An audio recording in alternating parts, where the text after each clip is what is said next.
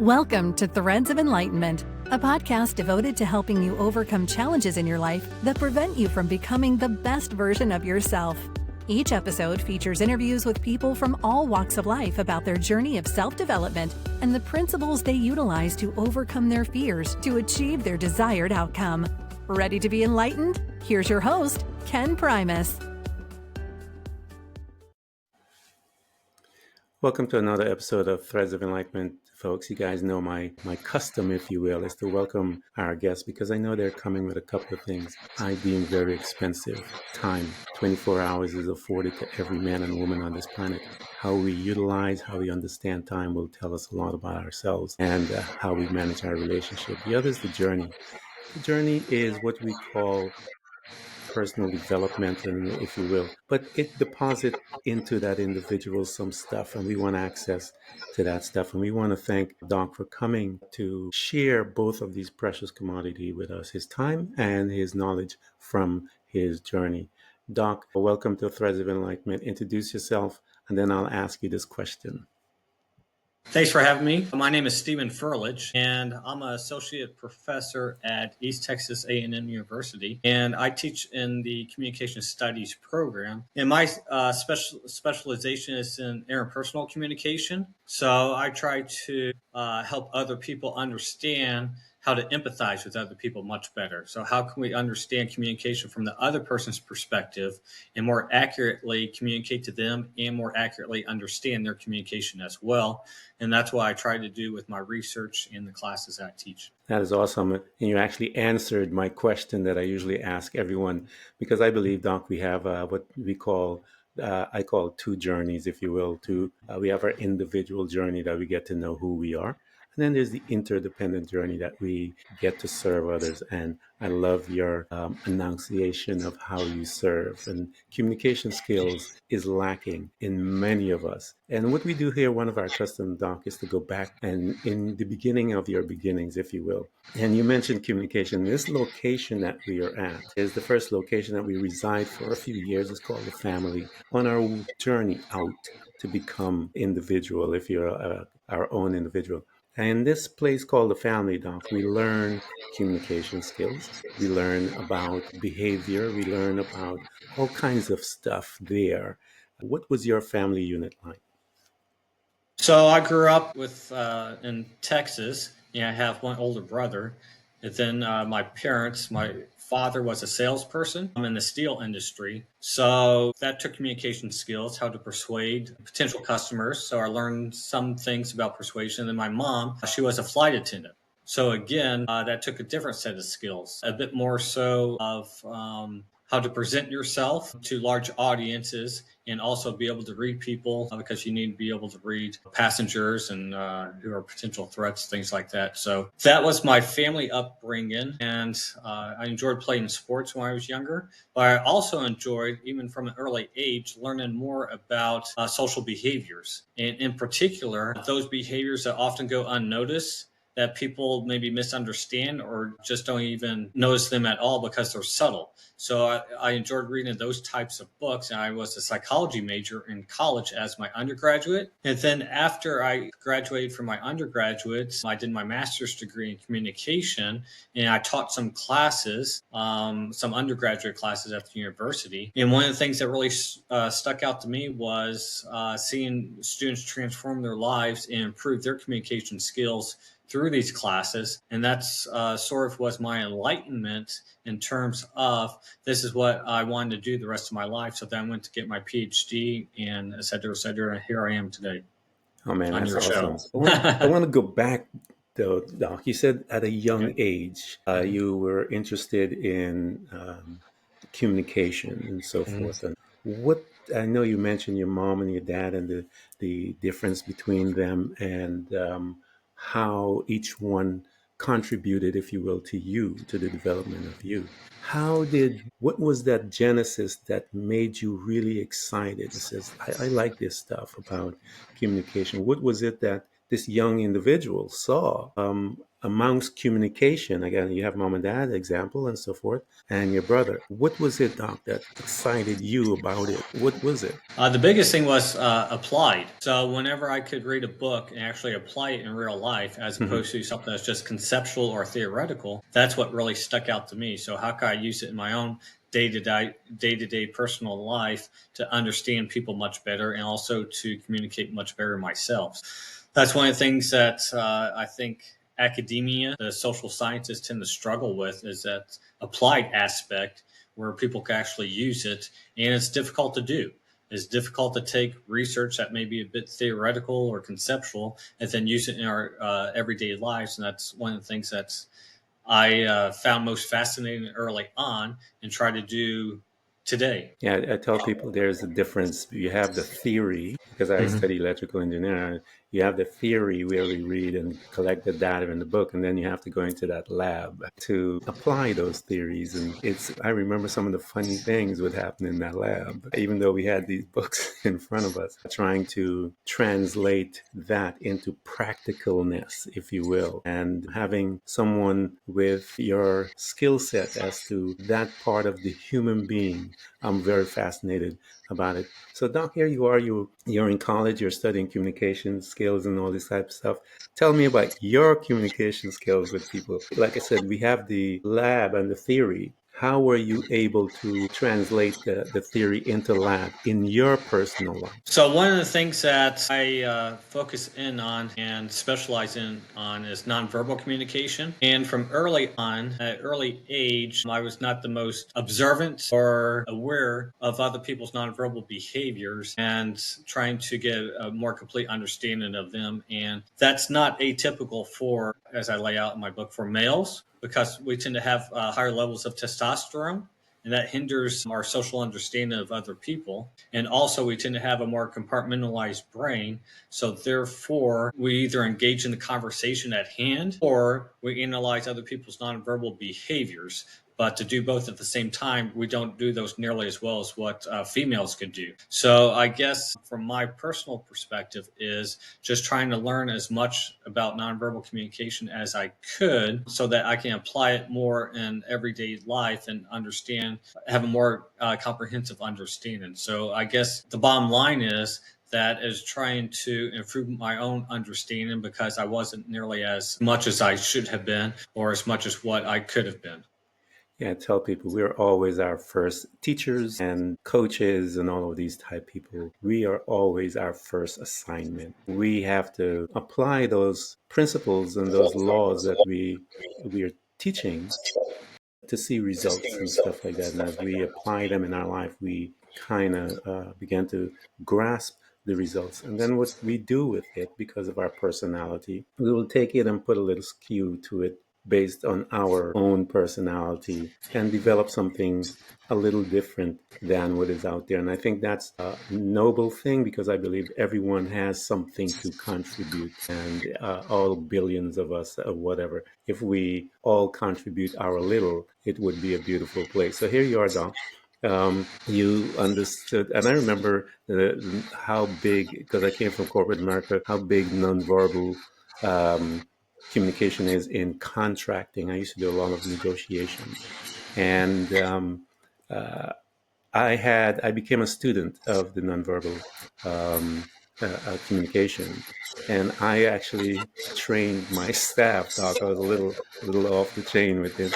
I trained my staff because one of the things that they say, if you cross your arms, you're shutting down. And for me, it was one of my ways to relax because I was always, type A corporate leadership thing. So I would relax. I would train my staff to learn to relax with their hands crossed. So when we were negotiating, people think we're shutting down. Right. Everyone is focused on exactly what is going on so that we can always have an upper hand, and we always did it. So I understand the value of nonverbal communication and how the data shows that we are actually doing that more than the verbal communication Mm-hmm. and so forth. So as you began to gather all this stuff and apply it in your life, Doc, and you had mentioned that when you began teaching and you began to notice the effects of what you were teaching about communication to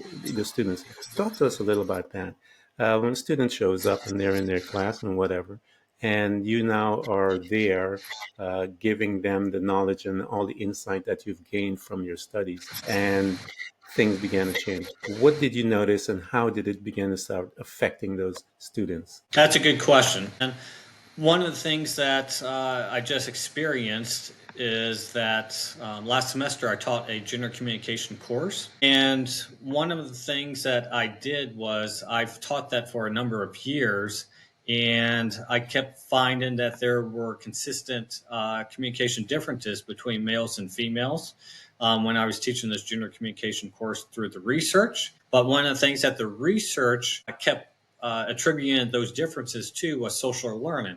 So basically, the research kept saying, yeah, we acknowledge there are some differences between males and females, the way that they communicate, but it's based upon the way that they grew up, the way they're taught in schools, society, this, that, and the other. But what really struck to me was several years ago was I keep seeing these same differences, and these are students from different cultures, different generations, different backgrounds, but yet what's some of the same consistencies. So then I started looking at some different research in psychology, psychiatry, biology, neuroscience, in particular like brain structure and sex hormone differences between males and females, and how that contributes to communication differences. So one of the things that the students took away from the class last semester was that they were under the impression going into the class that everything is social learning, but now they understand that it's more biological. So what they do is they have better understanding that males have certain types of biological strengths and weaknesses, and females have other strengths and weaknesses when it comes to communication. So the exact same thing is going to be communicated differently between a man and a woman, and it's going to be understood differently between a man and a woman based upon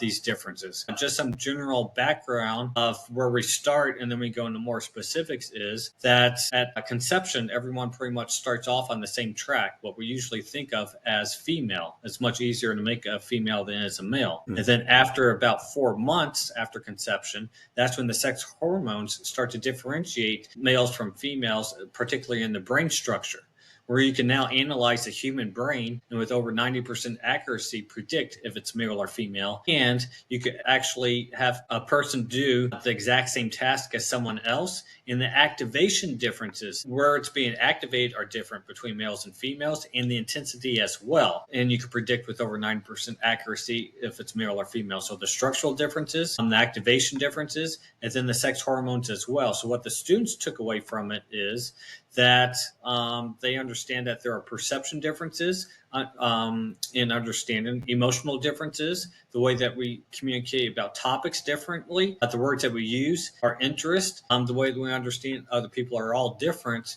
based upon these structural, these activation, and these sex hormone differences. And that's one of the things that really was gratifying to me, was when students had a different paradigm or a different worldview now of communication based upon these sex differences, biological sex differences. And so as you notice that, Doc, and that's interesting because most, again, as you said, the data spoke mostly to the social aspect of it, not to the sexual orientation as far as the DNA piece of it.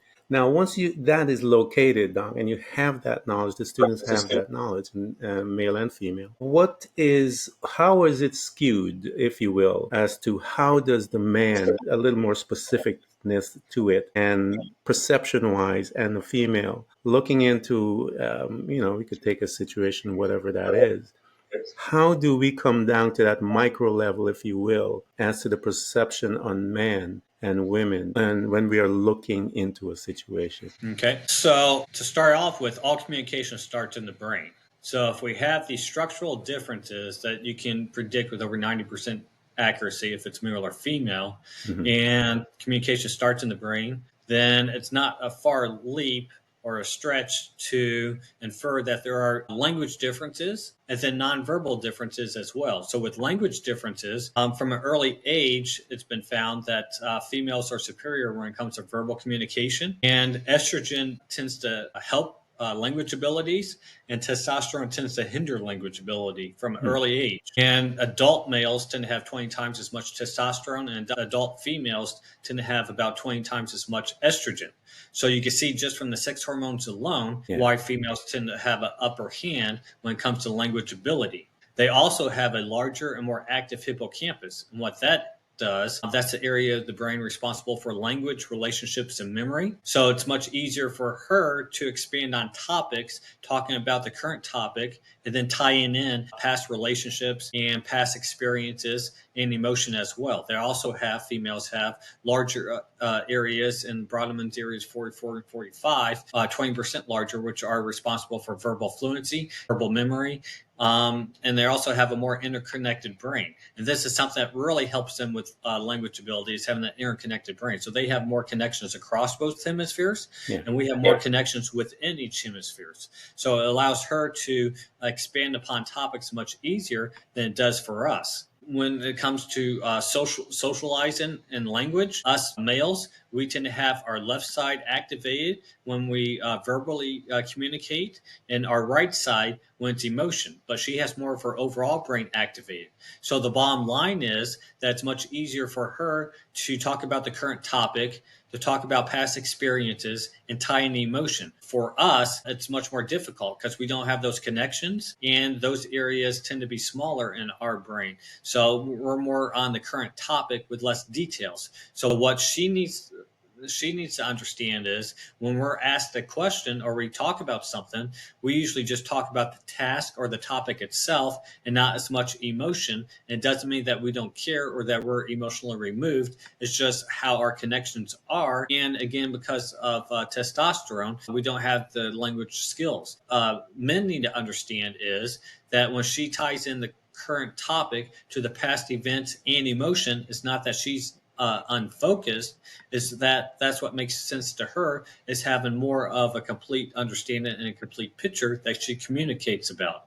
So the bottom line is that we're going to communicate differently and understand differently the exact same thing. So those are the language differences. Now, it's much easier for her to expand upon a topic, and that makes sense to her. And we need to understand that it's not that she's unfocused or that she's complaining towards us, and she needs to understand, and this is a big deal that my students took away from the female students in my class, is that when we talk about a particular topic, we talk about the topic and not as much emotion. It doesn't mean that we don't care or that we're emotionally removed. It's just we're not as equipped as what they are to incorporate past experiences and emotions. So those are the verbal communication differences, and I'll stop, and then we could go into the nonverbal differences. Guys, I love that. And let me stop right here and let the audience know we're going to provide you guys the link to Doc so you can get his books and the tools. Those are tools, I keep telling you guys, that will assist you. And what he just laid out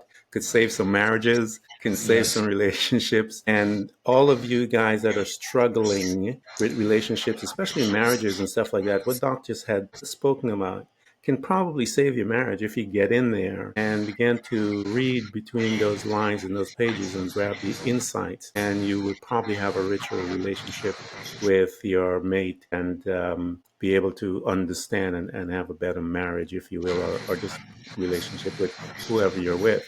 Because once you have that insight, it will give you all the tools necessary to understand where each person is coming from and their approach. And once you understand that, you can be able to be allowed with that knowledge, Doc. I believe you'll be more allowed to be empathetic when you're listening to your wife or your girlfriend or your husband and so, vice versa. Exact same thing is going to be communicated differently. Yeah. Verbally. Yeah, that's something you guys should somehow get into marriage counseling, because that's just right there. That information you just laid out, as I said, right there, if someone understands it and apply it, as you said, the thing is not just getting it, but applying it within your life can really, really, truly save a lot of marriages, to be honest with you. Because as you were talking about it, that's what came to my mind, and I could see the purpose, if you will, for a marriage with a man and a female, where they can, approaching a specific situation, if you will, they gather data differently and they're able to address that situation much more profoundly as a unit, where the man would only have certain things, but you have the emotional piece and the woman and the whole thing. When you look at that situation, you'll be able to handle it correctly, if you will, at a better level because of the partnership between both the individuals. So yeah, I love that. Thanks. So now what I could also go into is some nonverbal differences between men and women. And then also after that, we could talk about a rather popular in our area of study, conflict dynamic of communication that I think most people have probably experienced and don't recognize the dynamics of it. So with the nonverbal differences, from an early age, it's found that females are superior when it comes to nonverbal communication. So one of the things that we talked about with language is that females have a more interconnected brain, more connections across both hemispheres. Not only does that help with the verbal, but it helps with nonverbal as well. So it allows her to engage in the conversation while at the same time analyze our nonverbal behaviors. Where again, us males, we have more connections within each hemisphere, so we're much more compartmentalized, and we could either engage in the conversation or analyze the nonverbal behaviors, but we can't do both at the same time nearly as well as what she can. What happens with the nonverbal communication, these are some of the different steps, are that females, and this is a different topic that I could go into after we talk about the conflict, is that they're superior in all five senses. Mm-hmm. So they have more information to go off of. They have better hearing ability. They can see more detail and color, more sensitive to taste, more sensitive to touch, more sensitive to smell. So they have a more deeper understanding and more details and more information to go off of non-verbally from other people than what males do. Also, they have more mirror neurons that are activated during social interactions. What those mirror neurons do is you're communicating with someone, you observe their nonverbal behaviors, and then when your mirror neurons activate, it prepares your body to display those same nonverbal behaviors that you see someone else display. So what's that do? When it prepares your body to display those same nonverbal behaviors, you have a similar type of emotional experience and you empathize with the other person more. So they have more mirror neurons that are activated. They also have higher levels of oxytocin that increases during social interactions. That's that bonding chemical. They feel more of a connection with the other person. So when you bond with the other person and you feel connection with them through higher levels of oxytocin, then you empathize with them much better. You understand where they're coming from, their emotional state as well. They also have more overall brain activation during social interactions. So again, it helps them to do the language, but also analyze the person's nonverbal behaviors. They have a larger and more active insula. And what the insula does is it takes in sensory information. So they have more sensory cues to go off of. So this is something that I try to give as a bottom line, is that oftentimes, and this is sort of my opinion, but based upon the facts itself, that us males, sometimes we oversimplify the communication that takes place, that we have a more literal understanding, and what is being said is what we understand, and less so of the nonverbal cues because we just don't pick up on them as much. And sometimes females, I think sometimes they overanalyze or overcomplicate the situation and read too deep into it because they have so much more information to go off of. So us males are going to have a more literal understanding. That's what she needs to understand, is if she's going to drop these subtle cues and these subtleties to us, we're not going to pick up on it, and it's going to frustrate her why we don't understand or why we forget. How do we forget something that we never learned in the first place because we didn't pick up on the subtleties?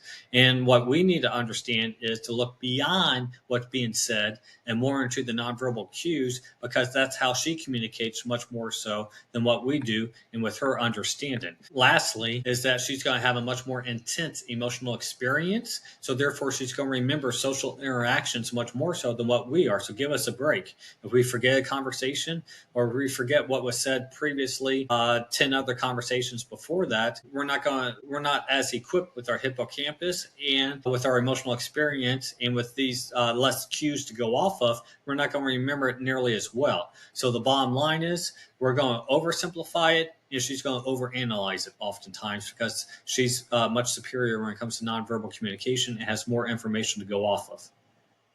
How do we, as men, how do we show up, though?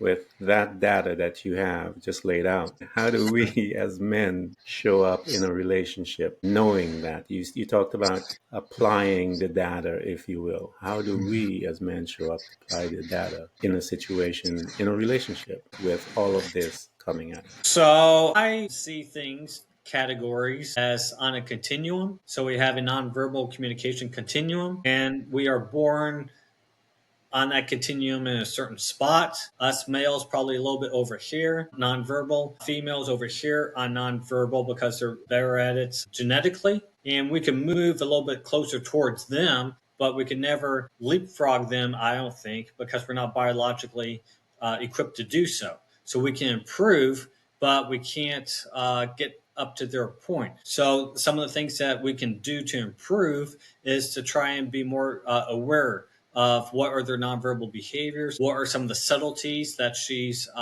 given hints around, what is it beyond the words themselves. So trying to be more aware of what's beyond the words themselves. So does she change her vocal tone at certain aspects? So don't just take the words themselves, but what was the vocal tone with it, and what was her facial expressions as well. And then one of the things with nonverbal communication, the extremities tend to be more truth tellers. So what are the hands and the feet doing? Where are they pointed, and what does that indicate? So if you're having a conversation with someone and one foot's pointed towards you and the other foot is pointed towards the door, that means that they are not engaged in the conversation and they don't like the topic at hand. Boy, seems like we as men, I'm telling you, we have a lot of work to do, guys. You hear all this stuff, and it's really fascinating. And I'm glad that we're having this conversation because it, for me, a student of that loves studying, this is just kind of like triggers things in me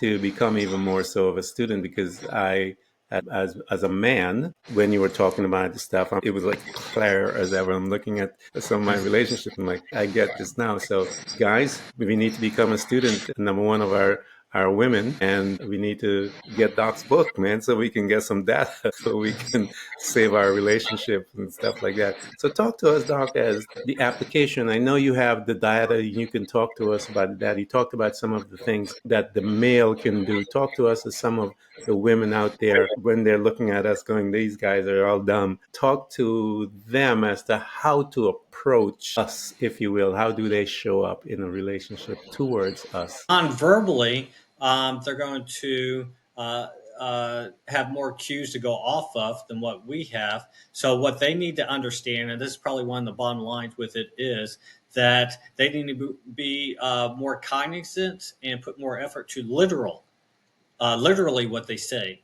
and not subtle hints, and not relying on their nonverbals as much as what they naturally would. So being a bit more explicit and a bit more literal, that's how we understand, and not to think that they could drop certain types of subtleties and hints and we're going to pick them up. And if we don't, that we're bad listeners. That's not necessarily the case, or that we don't care. That's not necessarily the case. So what they need to understand is that we understand it literally, but then also here's a dynamic that we see play out in real life, and I think a lot of people can relate to it. It's called demand and withdrawal dynamic, and that's a conflict dynamic that's popular in relationships. And oftentimes it's that the woman, she demands more from the relationship, and he often withdraws more from the relationship as she demands more. So we saw this play out with the Johnny Depp and Amber Heard trial, where she even said in the trial itself that every time there's a conflict or something comes up, Johnny, you just leave. And there was an example of that he walked into her birthday party or something, looked around, didn't like what was going on, and just left. And then she demanded even more, and that started to spiral out. Sylvester Stallone, he went through a similar type of situation with that with his wife, but then he put forth the effort. He started to invest more in the relationship and was able to save his marriage. So with the demand withdrawal, oftentimes is that it takes much more effort for us males to process relationship information. As we already talked about, we're not as equipped non-verbally to pick up on the subtleties. So therefore, she often becomes much more frustrated in the relationship when things aren't going nearly as well from her perspective. And us fellas, we often see the relationship as there's nothing blatantly wrong with it. So we may become complacent with it, or we think everything is fine because it's not hitting us straight in the face that something's wrong. Whereas she may be communicating subtle hints that things are not going nearly as well as what they could, and we're not picking up on it, or she's just observing some cracks in the relationship that we're not picking up on. So what happens is that neither one feels valued. The male doesn't feel valued based upon what he does. That's how we often contribute to a relationship. So if we buy her something, or if we go out to dinner and we take her out to dinner, or go to a movie or whatever else, that's our contribution to the relationship. But from her perspective, it's what's being said, what's being communicated. So what do we say during dinner? Or what do we communicate when we bought her something, or when we spend time together? What's the language contribution and the emotional investment that we contribute? That's what she values much more on. So it's much more comfortable for us to do something, whereas with her, it's much more of an emotional type of investment and language wise as well. So some of the things that can be done is they found and researched that touch prior to conflict. And what that does is it leads to more positive types of behaviors and more constructive types of conflict, because what that does is it increases oxytocin levels, that bonding chemical. So you bond with the other person much more so through touch. Also, and this is something of the health or a barometer of a relationship. We talked about nonverbal communication, mimic behaviors. So mimic behaviors, what that does is it increases oxytocin levels between both partners. So you feel more of a bond with them when you mimic the other person's nonverbal behaviors, but it also activates similar areas of the brain. So it helps you empathize with the other person and emotionally understand them as well. So next time you go to some sort of social event and you see couples around, look around and see which couples are mimicking each other's nonverbal behaviors, and that's probably a healthy relationship. And those who are not, that's probably a less healthy relationship. And a lot of this goes back to this demand withdrawal type of relationship. Neither one feels valued in it, and oftentimes each one feels like they're contributing to it. And as she demands more from him, emotional investment, language contribution, the more he feels that he's being personally attacked. So he's going to withdraw much more so. And mimic behaviors and positive types of touch behaviors can help. Guys, you're going to have to learn NLP. We have to learn NLP. I know that's one of the tools in NLP because I had taken a course in that as well. And I've seen that work in the corporate world where you mimic people's breathing, tone, all of that stuff, and how it changes the conversation, and you're able to I guess your thought pattern and everything kind of like gel with that individual. And after the conversation, you'll hear them say things like, man, I feel like I've known you for years and stuff like that. And you just met the individual. And it's just a matter of aligning yourself with them, your energy, if you will, your breathing, your tone, all of those different tools that you can utilize within that conversation to progress much easier. This has been a lot of good stuff. Go ahead. I see you were about to say something. Okay. Go ahead. And it's much easier for her to adapt her nonverbal behaviors to his than it is for him to adapt his to hers, again, because we're not as equipped socially to understand nonverbal communication. In the corporate world, what I have in my nonverbal book, Nonverbal Epiphany, is that oftentimes you should start out mimicking the other person's nonverbal behaviors. You go out to eat, they touch their fork, you touch your fork. Blink rate, how often do they blink? Then you blink. Or they grab a glass of water, you grab your glass of water for a few minutes. So that gets you on the same wavelength, same page. You bond with each other. Then you stop. And then you start doing some behaviors and you see if they follow your behaviors. If they do, then you know that now you're in the lead. And whatever you suggest, you're much more persuasive because now they're following you as opposed to you following them. So if they're following you non-verbally, then other things that you may suggest as well, they may start to follow you as well. Yeah, I've seen it again. Utilize it. I remember NLP. I used it when I was heading for an interview, and I remember sitting there, single dad with four boys, and I'm looking at this man, and I had learned NLP. I started learning it and got into that room, Doc, and I remember putting everything in practice. And at the end of that conversation, I knew I had the job, but at the end of the conversation, he and I became pretty close from just that change and the observation that I saw and started applying it in the conversation. So yeah, what Doc is talking about works 100%. I've seen it.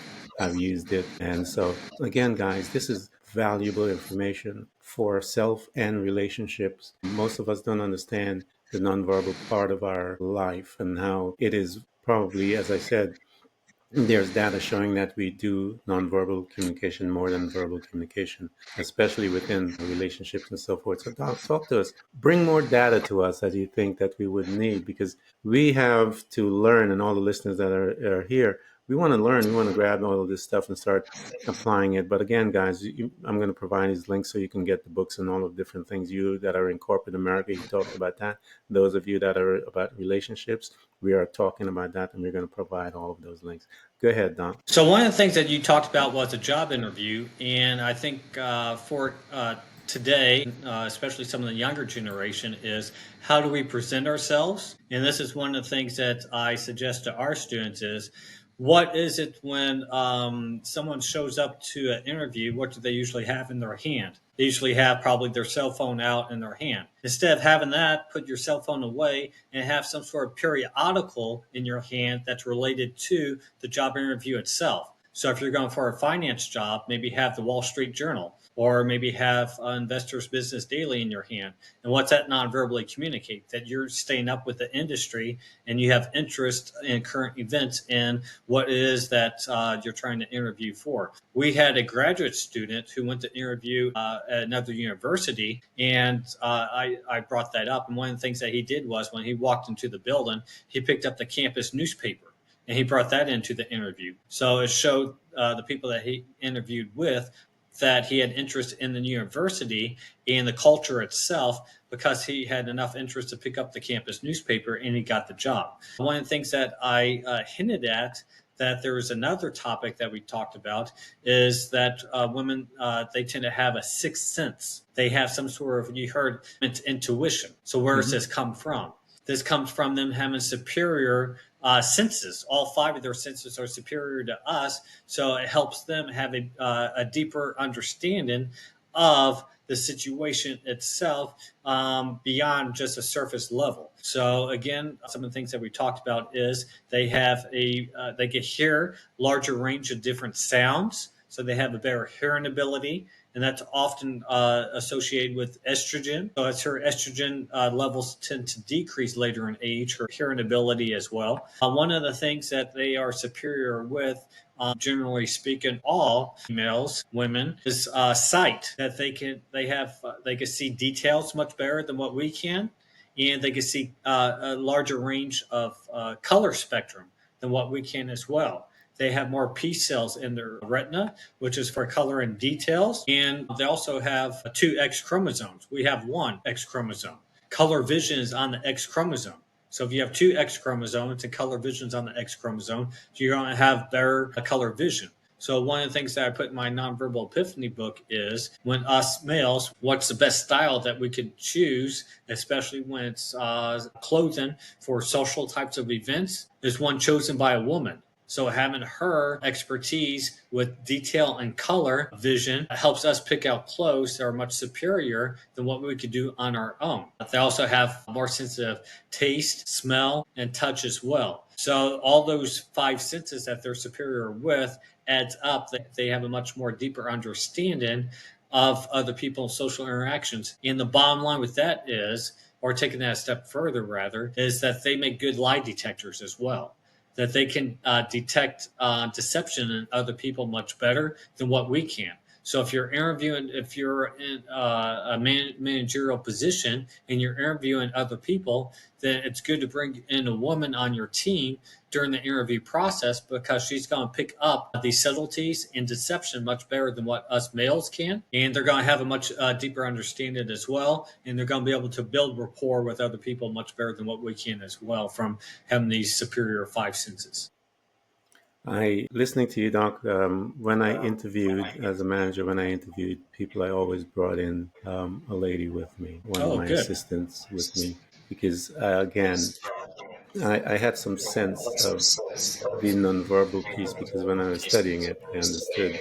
And so, because I'm focusing on the questions and all the different things, I needed someone to be able to focus on those other parts of the conversation. And because there is a conversation happening, and then we would get together after that. But every single time I interviewed someone, I would bring my assistant in there with me for that very reason, because they tend to pick things up much, clearer than we did. I know we've been here almost 45 minutes already.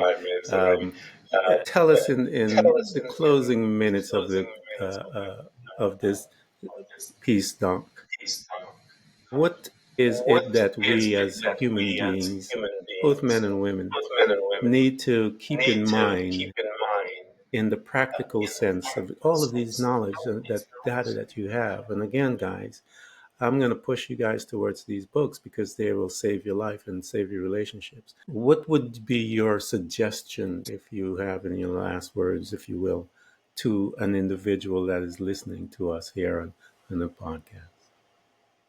So the biggest theme or takeaway is to understand from the other person's perspective. So if it's the other person communicating, then beyond the words themselves, why are they saying the certain types of things? Where are they coming from? If it's a male communicating, then probably you're going to rely much more on the words themselves and the literal understanding. If it's a woman communicating, then you're going to look more into the subtleties, the nonverbal behaviors. And then for us as well, when we communicate with others, who's our audience, and trying to understand how are they going to understand our communication. So if we're a man communicating with a woman, then we need to be aware of that she's going to look more into our nonverbal behaviors and our subtleties. And if we're communicating with another man, it's going to be much more of a literal understanding of what we say. So the big takeaway is understand from the other person's perspective, because we often communicate what is best for us and what makes sense to us. And that needs to change. We need to communicate what is best for the other person and how are they going to understand. Yeah,